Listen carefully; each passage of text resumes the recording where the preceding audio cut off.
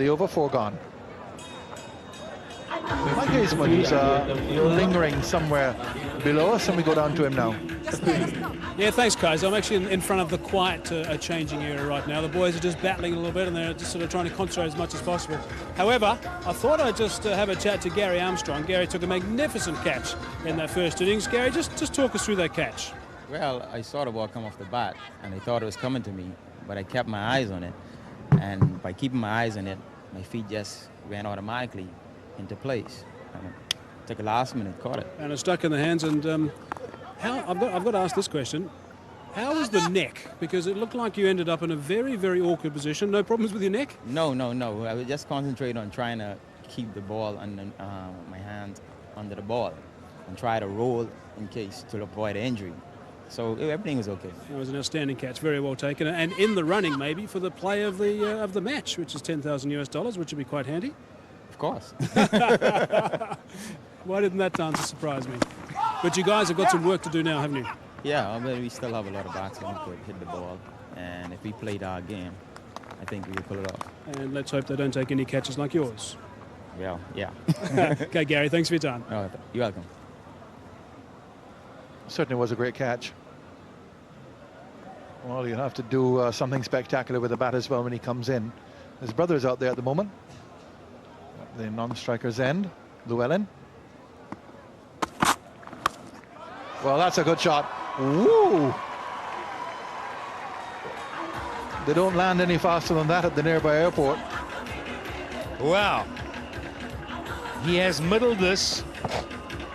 It's gone like a rocket. Flat and clattered into that board.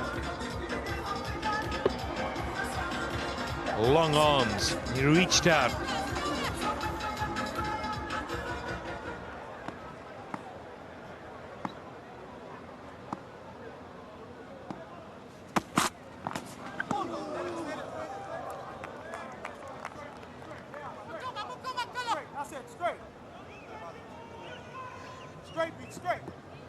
Very much leg side we've seen from the Bahamas players so far.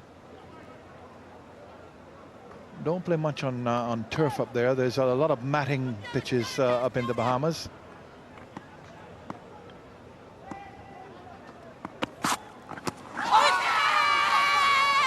Eddie Nichols raises a finger once more. Complete misjudgment, trying to hit the ball off the line of the stumps. Not a good evening for the coach. Well, you called it, guys. Through the offside, he didn't look very comfortable. He reverted back to what he knows best, slog across the line, and that's on middle stump. You've got to hit that down the ground. You miss it, you're gone.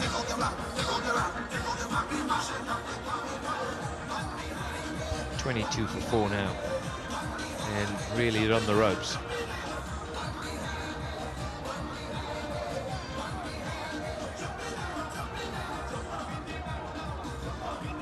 22 for 4 perhaps is a little bit late, but the Bahamas really have to settle down here. Just seemed as if they wanted to win this match quickly, or believe that they had to score it in every over, something like 12, 14 runs every over to win the match.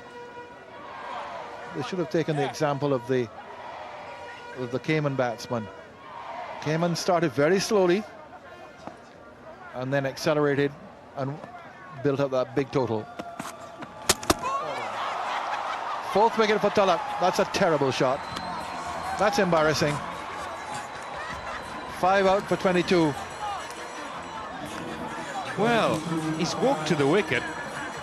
And he's had a swing first ball, and he really gives himself no chance at all. You've got to play this down the ground early on. Can't be slogging that across the line.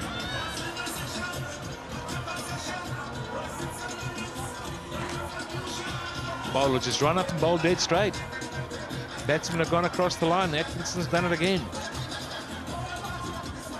22 for 5. The knockout blow, I reckon, is not far away, guys.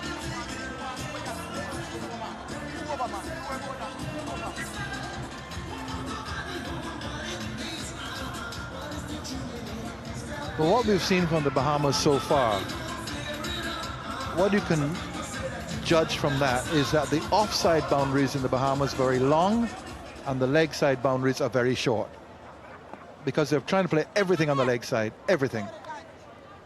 Swinging right across the line of the ball, and that's what's caused the disaster. Defensive shot.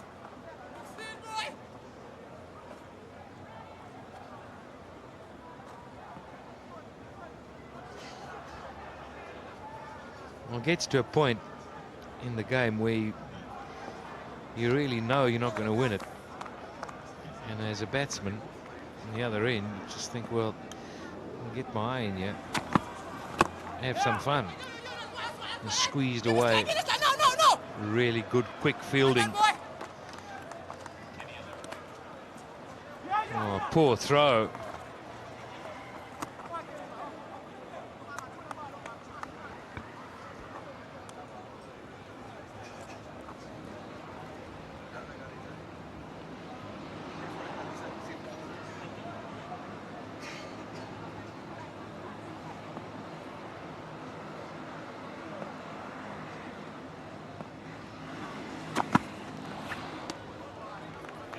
Just a little race swing there.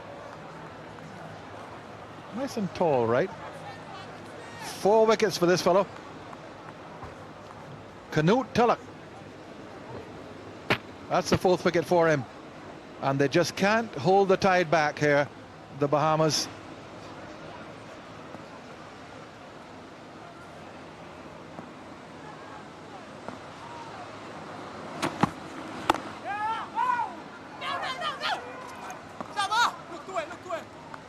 There's no concentration, there's no plan. It just looks as if the Bahamas have come out there with just nothing, no cricket in their heads. They've come out there, they've played wrong shots, the wrong deliveries, they've tried to run singles that are not there. They just seem completely confused.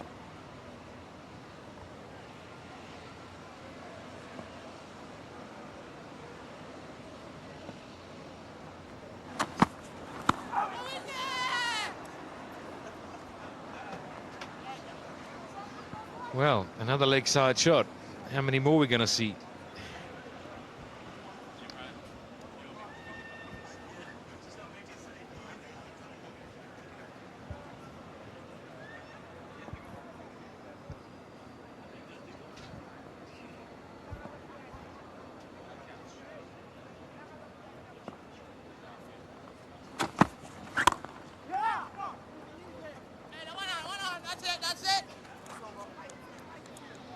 So 6 overs gone, Bahamas 25 for 5.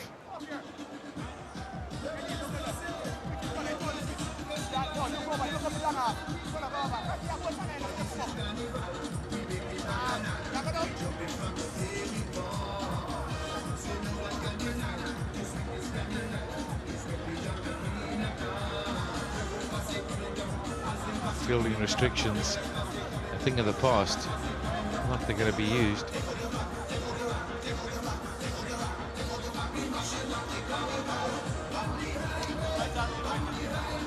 New bowler. Looks like it's going to be some leg spin. Michael White. Very famous cricketing family up in Caymans. 4 brothers. David and Christopher, twin brothers, played for the Caymans for a long time. Philip is the younger one. Michael, the only one playing here. But they've done a lot for cricket in the Caymans. Administration, the Whites, and well known. Good start, Mikey, good start. Just keep working, keep working.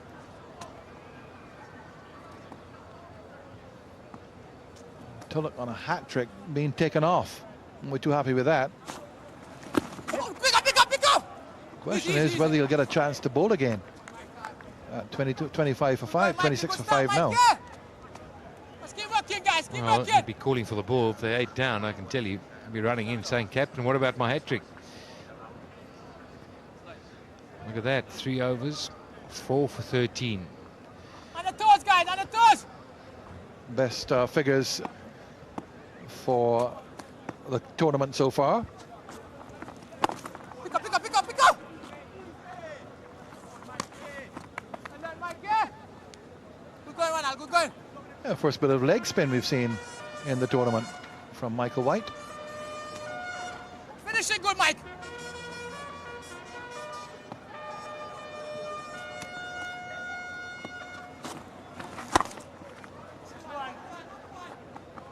No, Connor, no, Connor. Well done, boy. Good piece of work by Wright in the outfield.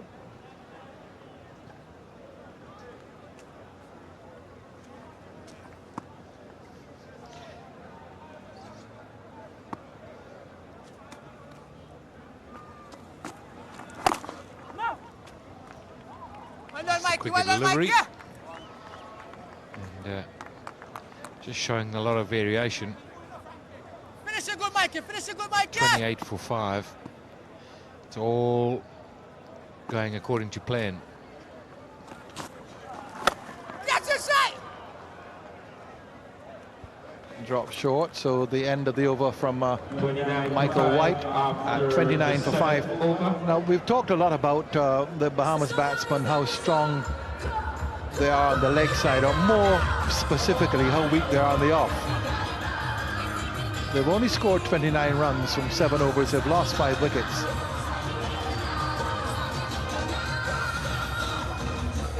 And here is confirmation. Runs have come on the leg side. Nothing on the offside. Just one straight, perhaps through mid-off thereabouts.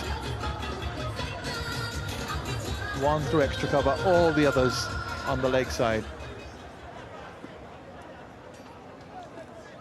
No change in bowling here now. Franklin Hines is coming on. And as he does so, Ian Bishop joins us in the commentary position.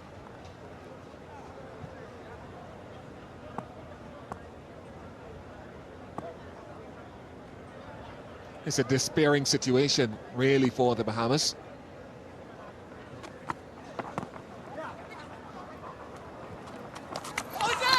Cheeky. Appeal for a run out, and it could well be out. But it looks as if the umpire, Eddie Nichols, now what's he going to do? It was a collision. That will look nice. He hasn't asked for anything. That will look nice, Was a bit of a collision. And well out. Well out. I wonder if Eddie Nichols felt there that the batsman had been impeded, and therefore that he wouldn't give the decision because of that. That could be the only thing that influenced his not out decision. Yeah, there it is.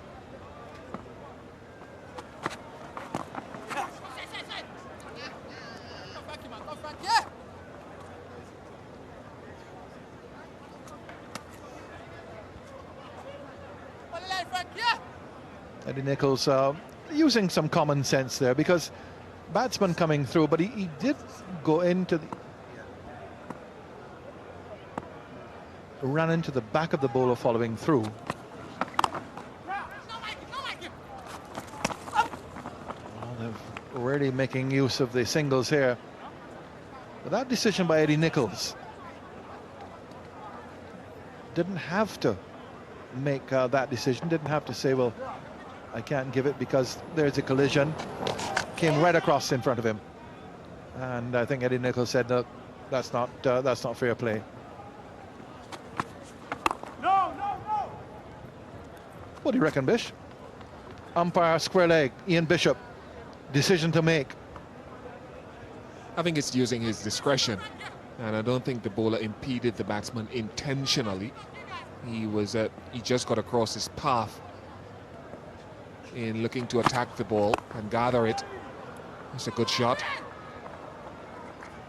I think it was unfortunate on both counts. It's good to see the umpire, an experienced campaigner, using his discretion, which is sometimes needed. Everything is not black and white.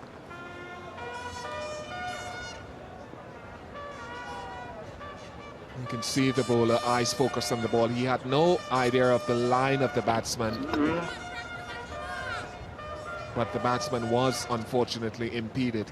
So it's a judgment call. I have no problems with it. 35 for 5 after the 8th. 8 overs gone, 35 for 5, 141 more needed.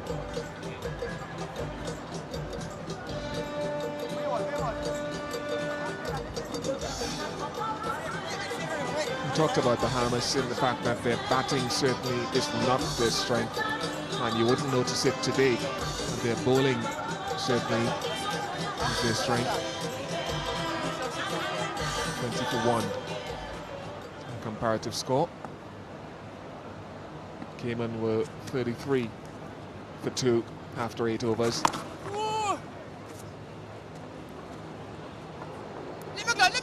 So really the Bahamas are ahead at this stage on the run count, but of course the wicket count being completely different, and that's when the Caymans really took charge of the game, or should I say Mohammed and Best took charge of the game.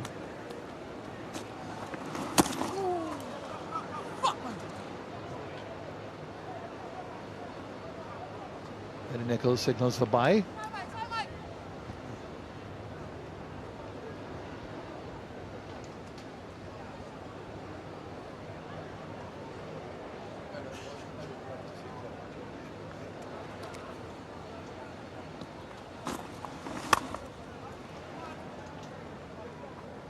Well, we heard the captain Armstrong say at the toss that 3 times I think they've played each other.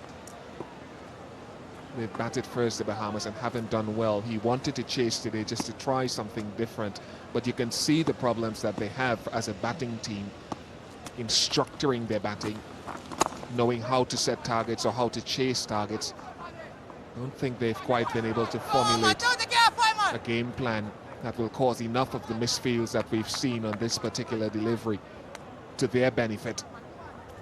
Just are not able to understand where to score, and it's inexperience. I'm not criticizing them, it's just an experience at a regional or high level. Causes misfields as well.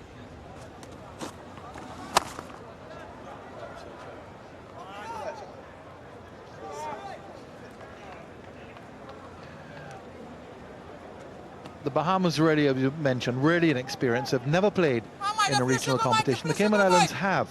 Caymans did play in the West Indies one-day competition for a couple of seasons, and they are an affiliate, an associate rather than an affiliate of the ICC, so a little bit higher.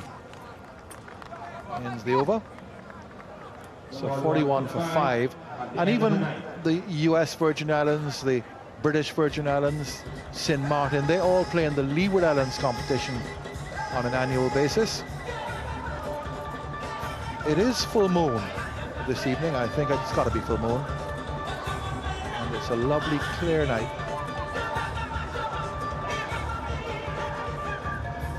It's probably the distance or the gap between the batting capabilities of both sides as well.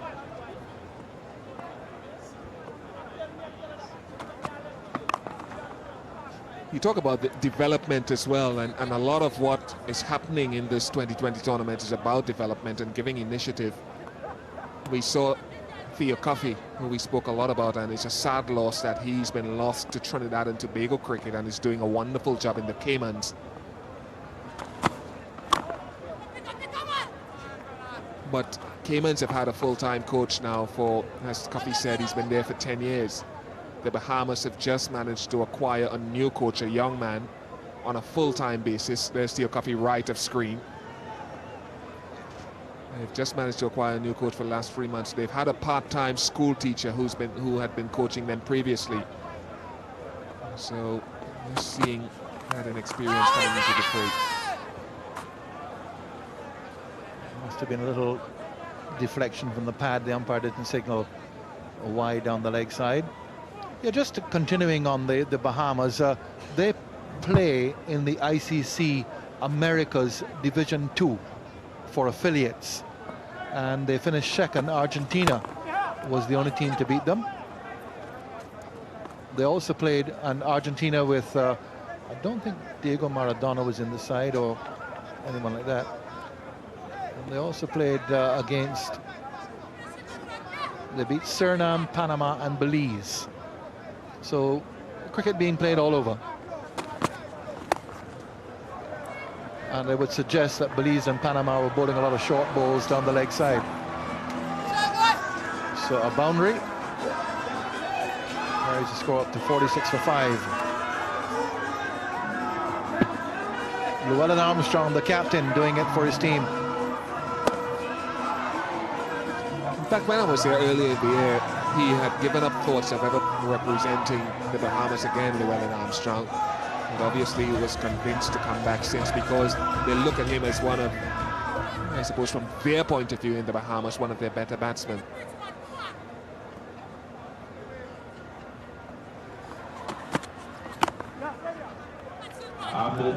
Just 5 runs off the over. At the end of it, 10 gone, 46 for 5.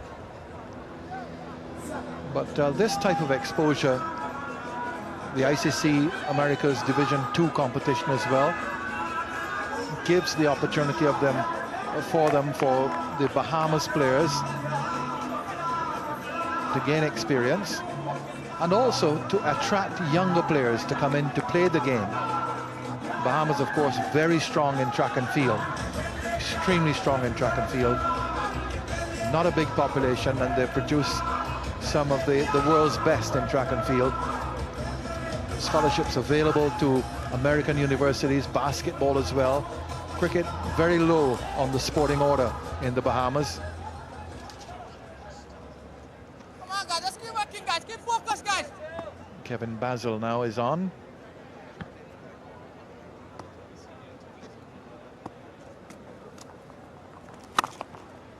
That's a nice shot through the offside, short, and banged away, and that's gone for 4. Good shot. Raises the 50. To generate the power that he has done from this shot, it's a tribute to his strength. Good backlift and the momentum initially going into the shot.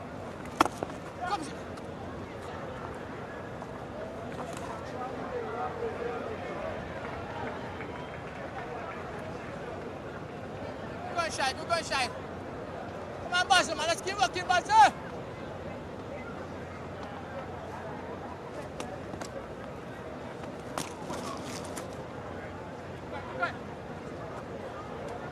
Trying to go in his favorite position. Basil actually played for Ghana both at youth level and a couple of matches at the senior level.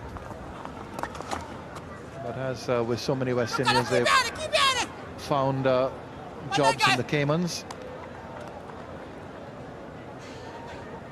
He is a prison officer, Basil. 52 for 5.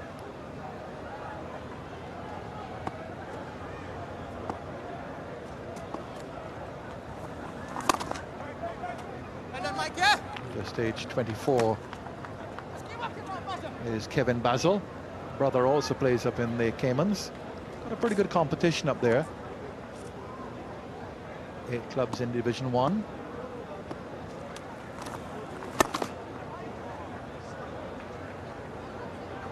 No, Tama! Come on, Tama, no, go each one. 53 for 5. 53 for 5 at the end of the 11th over. We go down to Mike Hazeman to see who he's got now.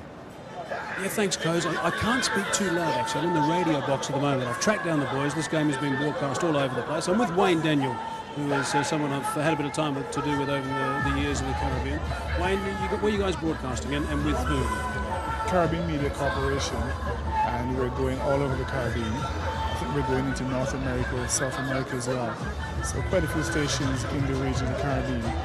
Okay, well, that's great. It's Andrew Mason, by the way, the voice you can hear in the background. He's busy rabbiting away as he does. But what's your impression of the first day of this tournament? Yeah, quite interesting. Seen some good cricket from both teams, from the 4 teams. Particularly good batting from the Cayman Islands. And I thought the United States Virgin Islands started off shakily, a little nervous, for his first game, first match of the tournament. But I thought they did well in the field. We saw the spirit there, the enthusiasm, and teams realize, knowing that they're playing this big prize money, and they're keen, and that's great. And I think as the tournament goes on, you're going to see better cricket, more exciting cricket. Now, I'm sure a lot of our viewers, when they hear Wayne Daniels' name and Wayne Daniels' voice, I mean, I would have been intrigued to see how you would have played this game, because you're one of those blokes who didn't mind hitting the ball a long way. Of course, we know your bowling prowess and the meanness you had out there. But I remember Super Test, day-night Super Test in Australia, VFL Park, 6 to win off the last ball. Wayne Daniels smacked Mick Malone in the stand for celebrations. Yeah, I think it's simply a case of looking to play the ball on its merit. Is that what you did then? Yes. Pretty much so, yes. It was going down leg side, and I aimed for cow corner. That was very much on its merit. But I think we saw today from the two batsmen for the Cayman Islands, some good hitting, but playing straight, playing proper cricket. Even though it's 20 overs, not slogging, not sort of playing carelessly, playing good proper cricket. And I think if you do that, you can make runs. You just bowl straight, bowl properly, and you can play good cricket. It's quite interesting. I mean, one-day cricket is generally all about building pressure, even more so in this shortened format. Oh yeah. I mean, I think if you can bowl a couple of dot balls, get the ball in the right areas, batsmen will invariably look to play big shots, rash shots, play across the ball, looking for runs. So it's very important to maintain even more so in this shorter form of the game. Also nice, Wayne. I think we've been a little bit surprised actually, but nice to see the crowd support. Oh, great crowd support. Great crowd support. It's a very festive sort of atmosphere, and the people here in Antigua, they love the cricket. And the night cricket, I think the night version gives it a different ambience, a different atmosphere, and people come out to support it. And I would think as you go further into the tournament, you'll get bigger crowds, and the support will be even more vocal, I would think. I'm sure they will. Wayne, always nice to catch up with you, and thanks for your time. Get back to the microphone. Great to see you. Yeah, I hope I catch up with you. Hope you buy a beer. I promise I will. Looking forward to it. Thanks. Great character of West Indies cricket, and of course county cricket from Middlesex, where he made much of his reputation, not only as a fast bowler, but a reputation on and off the field. Wayne Daniel, quite a character. And now working with the media. He's done some work in television as well. He's now on radio. And does some coaching back in Barbados. Come on, guys, keep focused, man. Keep focused, guys. Come on, guys, let's work, let's work.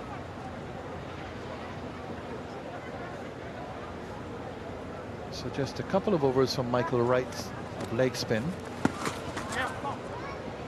Basil now in his second over. Hines has had 2. And Talat is waiting patiently to be reintroduced to the attack. He's got 4 for 13, and his last 2 deliveries were wickets, so he's on a hat trick, Talat. But he may not have the opportunity to bowl here again in the innings.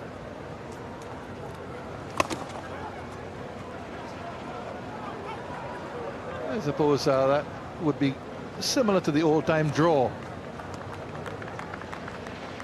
where they used to play it intentionally, apparently, back at the early part of the last century and just before. I remember it well. Get you!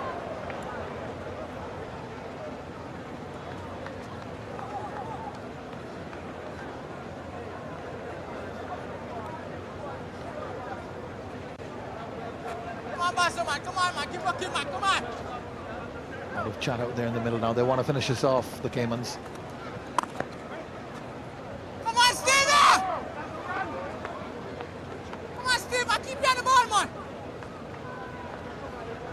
Partnership worth 39 now from 46 deliveries. Boy, boy. Come on, finish it good, man. Finish it good. Keeper G'ing his team up. Ainsley Hall is the keeper. Wrights the field. He wants to pick it up with 2 hands. Good return. He's a good prospect, good young prospect. Right, age of 21, ends the over. 63 for 5, 13 overs gone.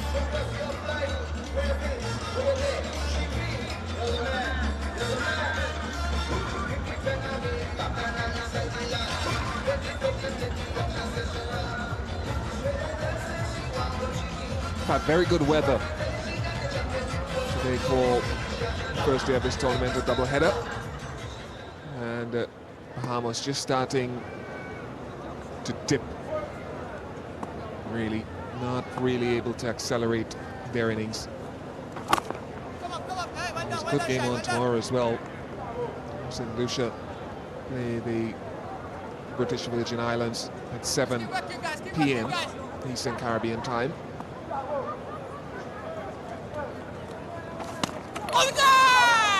Now, was the back foot grounded or not? That's what umpire Eddie Nichols wants to discover from the third umpire. Alvin James Knight, who we saw standing at square leg in the first match. There's a stumping, and whoa. We're going to have another look at it. Here it is, and this will tell. Hall stumps, gone.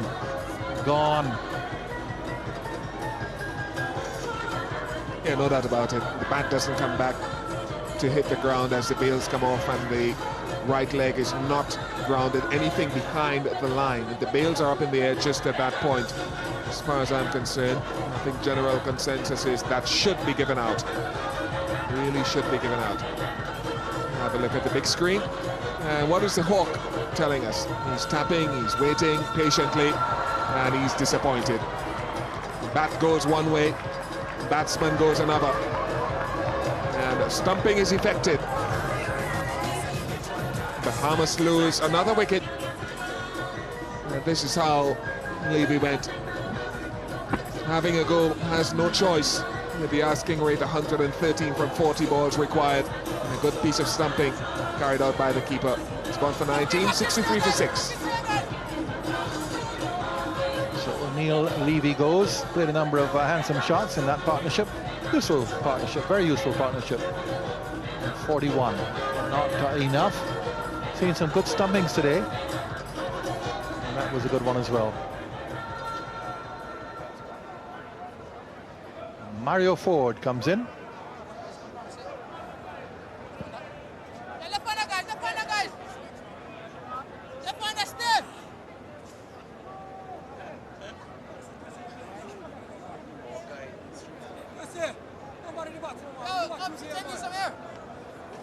So Bahamas really struggling here. They let the Caymans off the hook really, 175 for 4. Perhaps a better put. The Caymans took it away from them. They were being hung out to dry, and then Best and Mohammed just assaulted them. Basil. Pick up, no! Easy. Well, that's the second time we've seen that today. Direct throw hitting the stumps and giving an overthrow. Basil, in fact, is bowling from the opposite end. It's Mohammed who is on from this end. There's a stumping. Good quick stumping by Hall.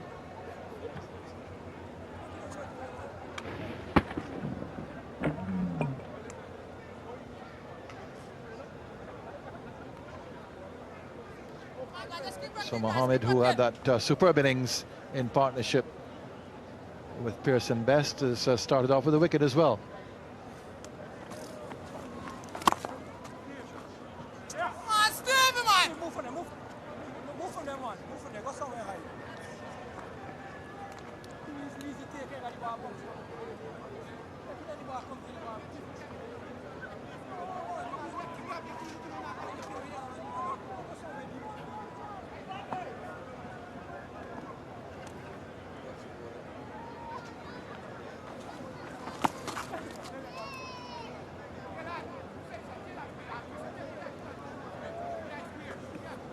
It has to be all or nothing from here. 65 for 6. And 111 needed from 37 balls, but it's single round elimination. You lose, you go home. So there is no tomorrow from the Bahamas point of view. They'd have to think, well, even if they're all out for 80, at least give themselves every opportunity by playing aggressively. 66 for 6 after 14 overs. Just thought they came out too aggressive from the beginning. Put the foot in the accelerator from the start. and they got choked. There's the evidence of it. 4 wickets falling very quickly, and then Armstrong and Levy putting together that partnership brought them some sort of respect.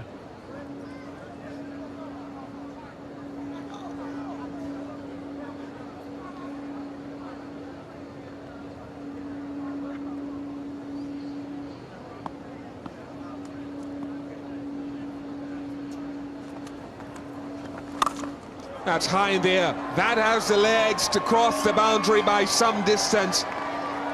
They need a few more of these, Bahamas. Mario Ford gives the innings some impetus. That's the way they've got to go down here. They've got to go down fighting, swinging from the hip as the scoreboard stands at the moment. Keep working.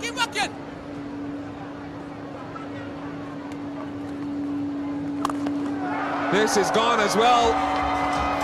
That is long. That has cleared the side screen at the far end, and the upstretched arms of the umpire indicating 6s in succession. He's just getting loose, Mario Ford.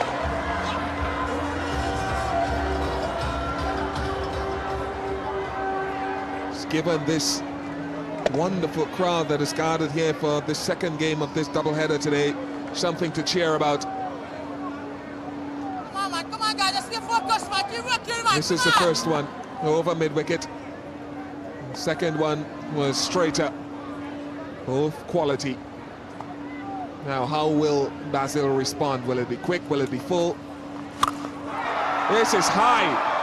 Does it have the legs? There's a feeler underneath it. And he drops it as he pushed it over the fence for 6. It's gone for 4, in fact. Eddie Nichols signalling for 16 runs from 3 deliveries. Boundary, a fortuitous one. Ball from way, or delivered from way behind the crease by the bowler.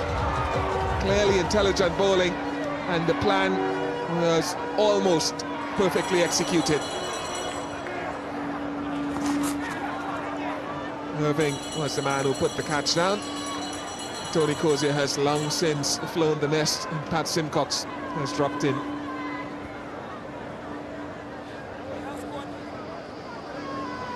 Well, it's a name and shame time, isn't it? Up she goes. I've got to tell you, went a long way. And bang. Oh. Well, luckily, his side's not in that huge amount of trouble. Well done, Steve. Well done, Steve.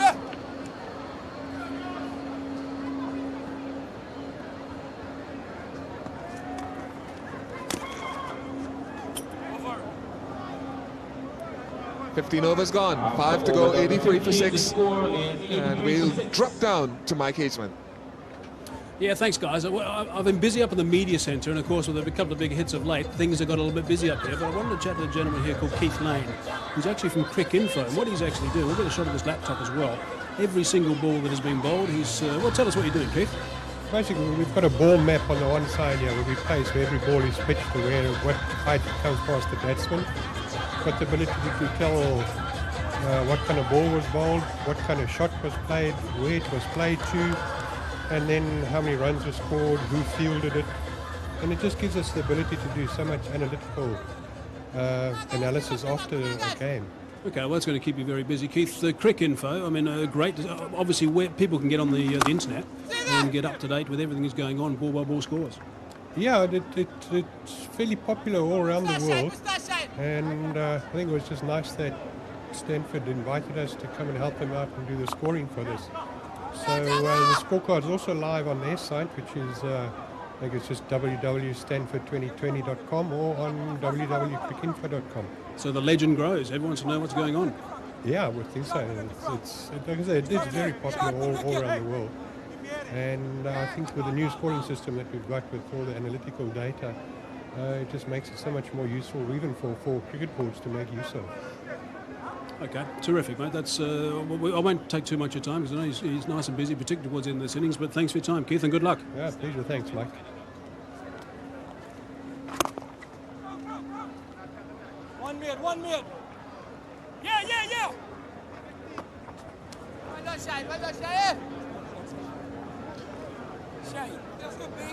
So the website for this particular Stanford 2020 tournament, www.stanford2020.com.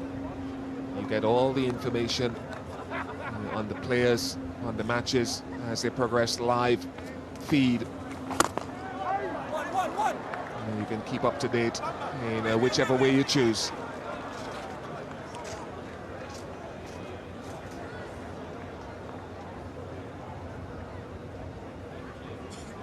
There's a website at the bottom of the screen.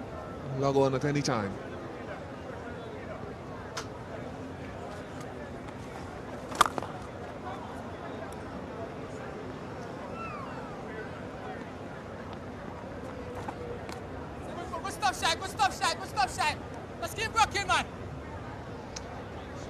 Right, so they're hustling round the overs now.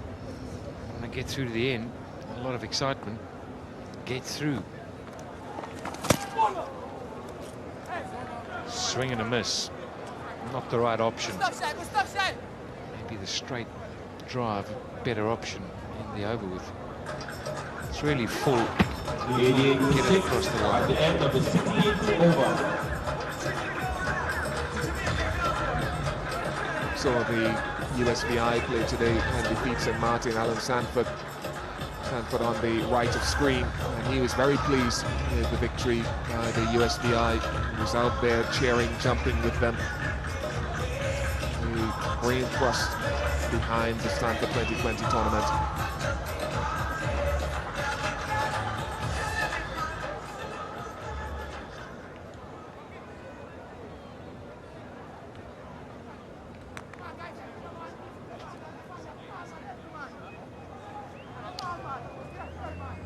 Basil's last over was a fairly expensive one. 17 came off it, and the captain Gordon has seen enough. Hines is a new bowler. Well, I hope he took into account the drop catch.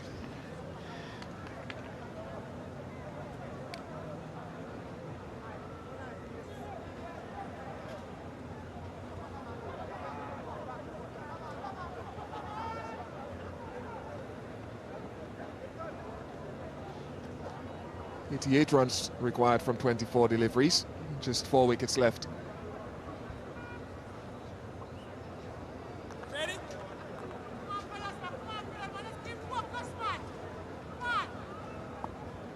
Armstrong and Ford at the crease.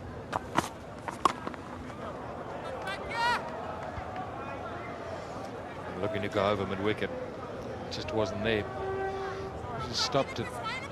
How do you play it now? You're really up against it. You're not going to get it. You just enjoy the occasion, you get not out, and when you give it all. Make a name for yourself, why not? That's the way to go, 4 more. I think you've got to go down firing. You lose, you go home. There are no draws really on the target. And okay, the target looks insurmountable. 84 more required from 22 balls after this boundary. But you'll never know what could have happened unless you try. Well, that's right. I mean, you hit 4 sixes and a 4 and a 4, and maybe you pick up 10,000. Who knows? The thing is to identify your scoring areas, and it's always a difficult thing to do when you're in the middle, you're under pressure.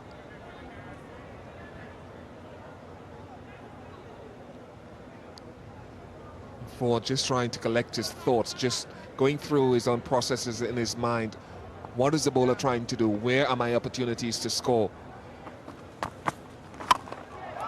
That's high. It hasn't got any distance. It came off the toe of the bat. Gordon is under it, and he takes the catch.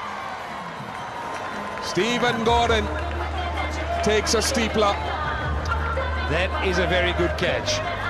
It went straight up high and probably went as high as the lights. When it comes down dead straight, never easy. He caught for it straight away. There was no confusion at all amongst the players. It was his. He did a good job. So Ford departs for 25. Now 92 for 7.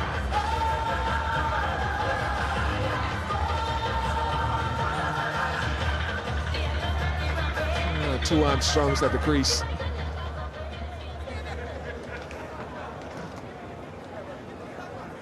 Llewellyn Armstrong is joined by his brother Garfield Armstrong.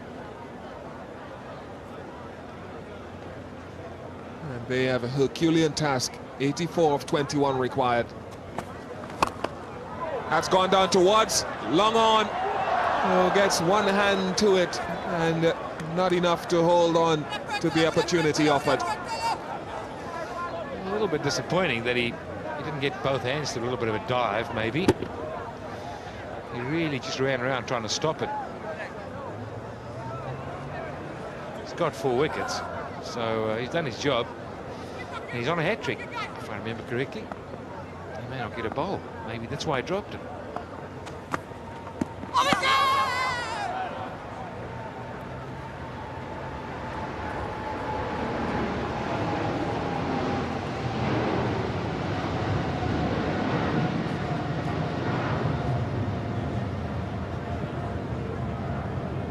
A lot of the runs from the captain has been on the leg side. Again, he goes leg side. 17 overs gone, 94 for 7.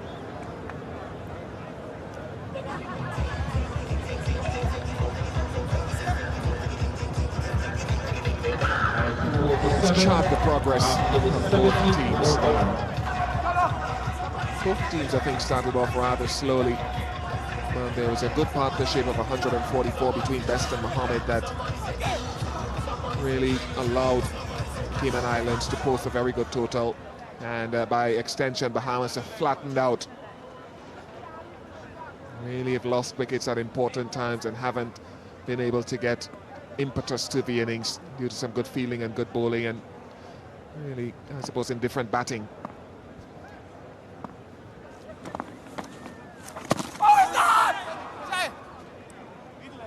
Again across the line. Straight delivery. It's been a trademark for the batsman tonight. Well, if he hits, he'll be gone.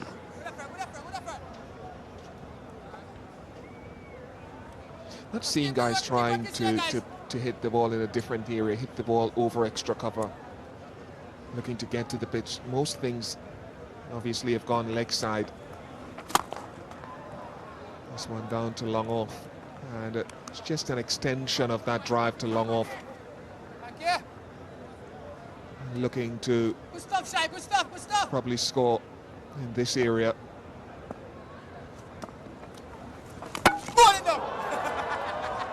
And in trying to execute another attacking shot, Garfield Armstrong is gone. Well, it's getting close to the end. You just sense the players are gathered around and they know it as well, making sure you can see the animation there.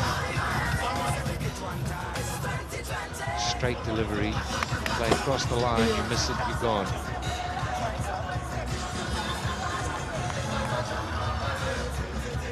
Garfield Armstrong goes for 1, 96 for 8 now.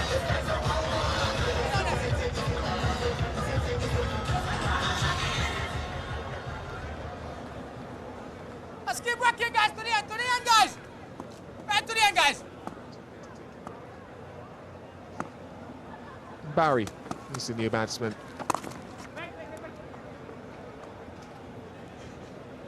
Stop, Shine, finish it good! It's been clinical. They had a very good game plan when they batted. That was the inside edge, straight on. Come on, man!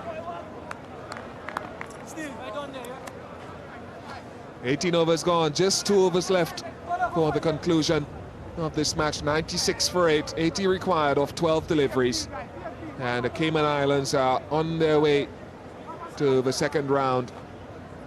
It's been an indifferent innings in terms of the batting performance from the Bahamas. Just lost too many wickets too early. Tulloch doing the damage early on. 96 for 8 at the end of 80.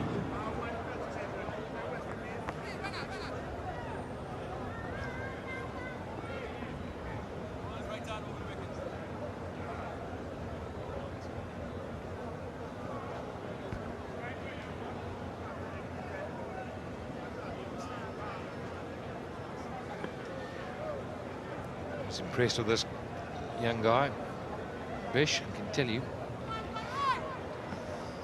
He's got a nice action, gets the ball to go away from the right-hander. Nice pace. Battle to swing it away now. The breeze is blowing very, very strongly across the pitch, taking the ball to the onside.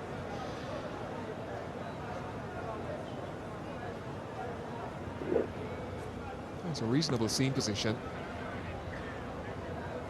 Just fell away a touch and got the angle around with the release.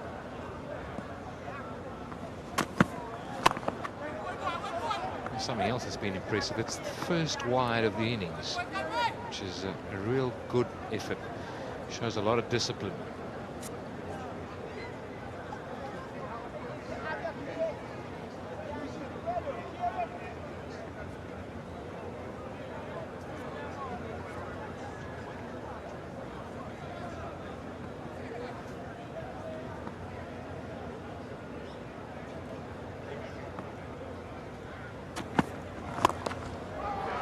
In there, mid-wicket is trying to settle under it, but he'll have to be across the boundary to do that.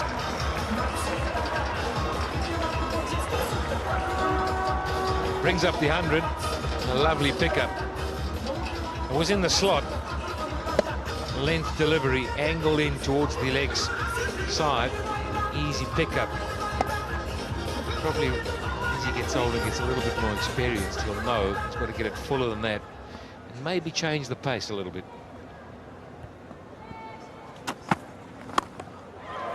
This is gone for another 6. Armstrong, I suppose a little bit of a pun. He's so strong leg-sided. And just picked up the length. Well, again, the length's what's got him in trouble. Get underneath it. One of his teammates have walked over there while this has happened. Bang into the balls. Gone over and said, listen, you've got to get it full, I guess. Make him hit down the ground. This is hitting the stumps.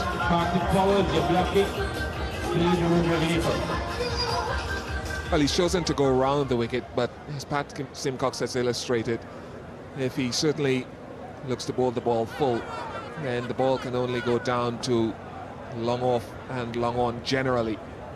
And there are feelers in that direction. Just down there, and the bowler himself does the fielding.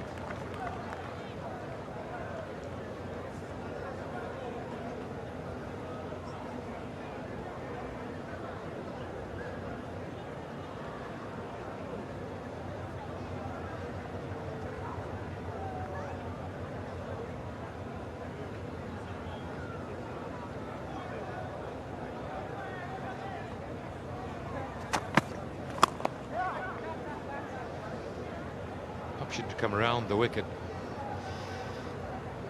really takes out the LBW decision to a large degree. Coming back over the stumps now.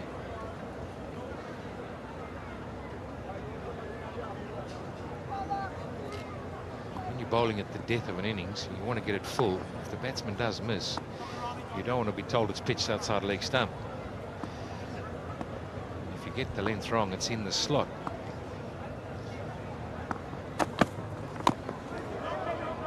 It's an interesting option. Then he's falling away from over the wicket and sliding it down the leg side. And in theory, come around the wicket to try to get it to move from leg to off, get him to stand up a little bit taller. That would have been his thought pattern. 19 overs gone, 110 for 8. You are blocking. Once again, you're asked to remove your vehicle. Final time. Thank you. Legends, all of them. So Everton Weeks next to Alan Stanford. Stanford is extreme right of screen. Courtney Walsh waving. And Curtly Amber is extreme left. 3 of 14 legends who have been given authority to administer funds and preparation to the 19 teams in this 2020 tournament. Tulloch having picked up 4 wickets. And a run-out as well. He's been very, very active. Yeah, well, first ball, he's on a hat-trick. Now, can he get the first one straight? And does the batsman know that he's on a hat-trick? That's the key. What kind of shot will he play?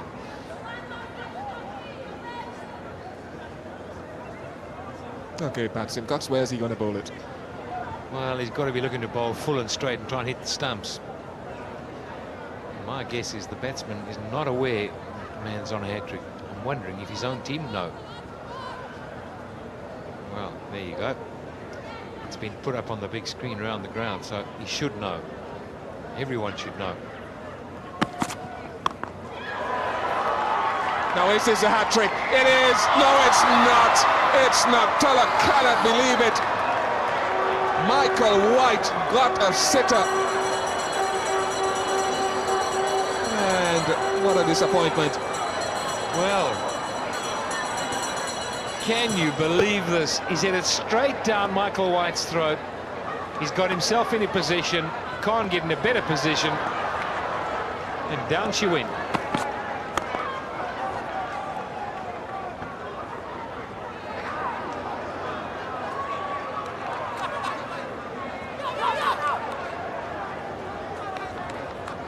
Now the question you've got to ask is, 4 wickets and a run out better than one of the men that smashed 70?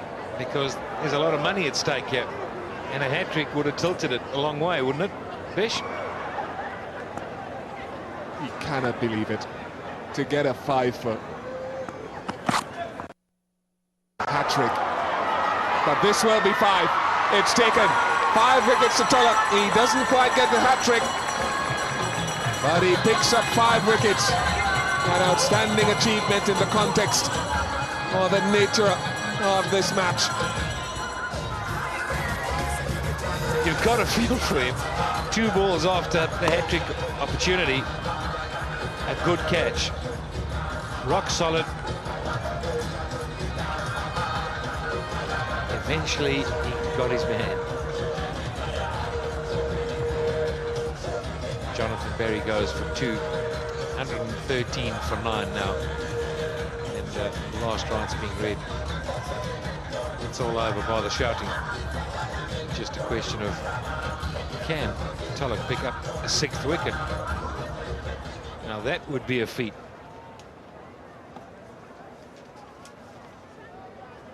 Here we go. New batsman in.